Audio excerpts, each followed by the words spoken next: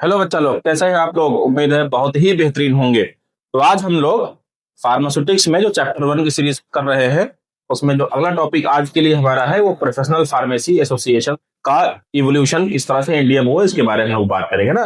तो pharmacy as a profession जो अब चलने लगा है, तो इसमें क्या क्या है इसके बारे में हम लोग चर्चा करेंगे। तो आइए हम लोग देखते हैं professional pharmacy association in India, है ना, unifying the voice of the profession. हम लोग सारे प्रोफेशन के जो वॉइस है उसको यूनिफाई कर रहे हैं। यूनिफाई मतलब एक कर रहे हैं, जिसके लिए जो की ऑर्गेनाइजेशन है और उनका जो रोल है, ये आप समझ लीजिए कि आप फार्मेसी का कोर्स करने के बाद आप क्या करेंगे, है ना, या फिर कौन कौन सा एसोसिएशन है जो इस फार्मेसी कोर्स के लिए पूरा गवर्न करता है। ठीक है, तो ये आप समझिए।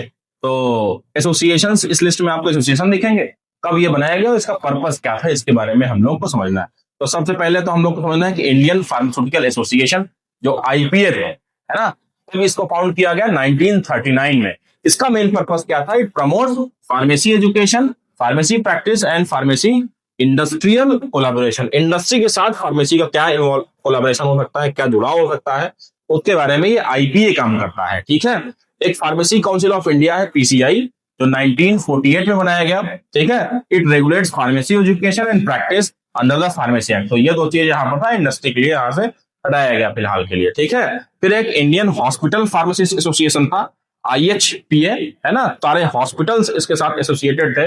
1968 में इसकी फाउंडेशन हुई। ये क्या था? Advocates for hospital pharmacist. Hospital के अंदर जो फार्मासिस्ट काम कर रहे हैं उसके लिए ये एडवोकेट उनको करने का काम करते हैं। ये इंडियन फार्माकोपियल कमीशन बना, आईपीसी, है ना, जिसने आगे चल करके इंडियन फार्माकोपिया लॉन्च किया था। इसका जो फाउंडेशन था वो 2005 में रखा गया। It publishes standards for drug quality. तो इंडियन फार्माकोपिया भले अब आईपीसी के अंदर आया है, पहले वो स्टैट्यूटरी बॉडी थी। ये क्या पब्लिश करते हैं? ड्रग क्वालिटी के लिए स्टैंडर्ड बताते हैं ये लोग। ठीक है, फिर एक है एआईसीटीई, ठीक है, all India council for technical education. पहले के समय में जो D pharma, B pharma, M pharma courses चलते थे, वो एआईसीटीई से कॉलेज अप्रूव होना जरूरी था उसके लिए, है ना। जैसे आज के समय में बीटीई, एकेटीयू के साथ साथ पीसीआई के अप्रूवल चाहिए, पहले एआईसीटीई था, क्योंकि पीसीआई तो 1948 में था, लेकिन एजुकेशन के तहत इसमें शायद पहले था। एआईसीटीई था, तो पहले के समय जो बैचलर कॉलेजेस थे वो एआईसीटीई से भी अप्रूव होना पड़ता था उनको। ठीक है, आज के समय में ये एआईसीटीई का फार्मेसी के बैचलर कोर्स के लिए इंपॉर्टेंस थोड़ा शायद नहीं है। ठीक है, तो एआईसीटीई का जो फाउंडेशन रखा गया 1945 में रखा गया। It accredits technical and professional courses including pharmacy. तो टेक्निकल जितने भी कोर्सेज होते हैं, प्रोफेशनल जितने भी कोर्सेज हैं फार्मेसी से रिलेटेड, तो कहीं ना कहीं एआईसीटीई के थ्रू भी रेगुलेट किए जाते हैं। तो these are the various organisations and their roles. आगे हम लोग बात करें कि इन सब का इम्पैक्ट क्या पड़ा। ठीक है, दियर इम्पैक्ट, ये सबका इम्पैक्ट क्या हुआ? Curriculum design and modernisation. ठीक है, जो सिलेबस के बारे में बात करें, सिलेबस को दूसरी भाषा में या फिर स्टैंडर्ड लैंग्वेज में हम लोग करिकुलम बोलते हैं। ठीक है, जो भी आप सिलेबस की बात करते हो वो करिकुलम भी होता है। तो सिलेबस डिजाइन के बारे में यही सब लोग सर मिल गए, क्योंकि एआईसीटीई आपने देखा, पीसीआई देखा। जैसे इस समय हम लोग पीसीआई का सिलेबस फॉलो करते हैं, है ना।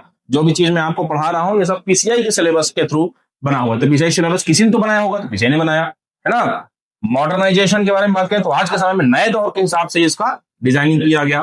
पॉलिसी एडवोकेसी, जो पॉलिसी नई बनाई जा रही है या फिर रिफॉर्म किया जा रहा है, जो पुरानी पॉलिसी उसमें थोड़ा बहुत चेंज किया जा रहा है ना, तो ये वो सब इन्हीं सब बॉडीज मिलकर के काम कर रही हैं। नेशनल कॉन्फ्रेंसेस कराए जा रहे हैं।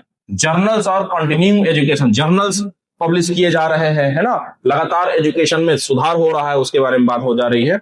रिसर्च को प्रमोट किया जा रहा है। इनोवेशन को मतलब कुछ नयापन हो, इनोवेशन उसको बोलते हैं, उसको प्रमोट किया जा रहा है। और इथिकल प्रैक्टिस, मतलब बेईमानी ना हो भाई, सब कुछ ईमानदारी से चले, जिसके बारे में यहाँ पर यही सब गवर्निंग बॉडी का काम है। अब अलग बात है इसी गवर्निंग बॉडी से कोई भ्रष्टाचारिता तरफ चला जाए, अलग बात है। ठीक है, मैं किसी का नाम नहीं ले रहा हूं भाई, है ना। अभी रिसेंटली आप केस देख रहे हैं, एक इन्हीं बॉडी में से एक बॉडी है जिसके हेड पर 5,400 करोड़ रुपए का अभी आरोप लगा हुआ है, सिद्ध नहीं हुआ है। नाम नहीं लेना चाहता मैं भाई, क्योंकि मैं भी उसी फील्ड से जुड़ा हुआ व्यक्ति हूँ। आप समझ जाइए, समझदार के लिए सारा काफी। These bodies serve as pillars of the profession, है ना। ये जितनी भी बॉडी हम लोगों ने पढ़ा यहाँ पर, बॉडी मतलब एक ऑर्गेनाइजेशन। ठीक है, बॉडी मतलब बॉडी नहीं, ये जितनी बॉडी है, चाहे वो आईपीए हो, चाहे पीसीआई हो, है ना, चाहे ये आईएचपीए हो, IPC हो या AICTE हो, इन सब के बारे में हम लोग यहाँ पर बोल रहे हैं कि सब क्या है, एक तरह के पिलर्स हैं हमारे प्रोफेशन के, ठीक है। Working to elevate pharmacy's role in the health care system, health care system में फार्मेसी का रोल एलिवेट करने के लिए, मतलब थोड़ा बढ़ाने के लिए, जिससे कि मैक्सिमम इन्वॉल्वमेंट हमारा हेल्थ केयर सिस्टम में हो। इसी के तहत फार्मा क्लिनिक का शुरुआत किया गया है कि फार्मासिस्ट भी अपनी एक क्लिनिक खोल सकता है, जिसमें वो दवाई तो रखेगा ही साथ में, और साथ साथ में क्लिनिकल काम से रिलेटेड भी फर्स्ट एड किसी को भी होता है तो वो दे सकता है। अब ये अधिकार आपके पास है, तो आप बेझिझक किसी को फर्स्ट एड दे सकते हैं, ठीक है। लेकिन जब रजिस्टर्ड हो जाइएगा तब, पहले नहीं। एडमिशन लेने से आप एलिजिबल नहीं होंगे, पहले समझ लीजिएगा। जब आप कोर्स कंप्लीट करके रजिस्ट्रेशन आप करा लेंगे PGI में, तब आप हो। तो इन सब के तहत कंक्लूजन की तरफ हम लोग बढ़ रहे हैं, towards a progressive patient centred futures की तरफ हम लोग कंक्लूड कर रहे हैं इसको। मतलब कंक्लूजन में हम लोग यही पढ़ रहे हैं कि जितना भी चीज होना चाहिए वो प्रोग्रेसिव वे में चलता रहे, है ना, बढ़ते क्रम में, और पेशेंट सेंट्रिक हो कहीं ना कहीं। पेशेंट से जितना हमारा कनेक्शन, संबंध गाढ़ा होगा, उतना फार्मेसी प्रोफेशन के लिए अच्छा होगा।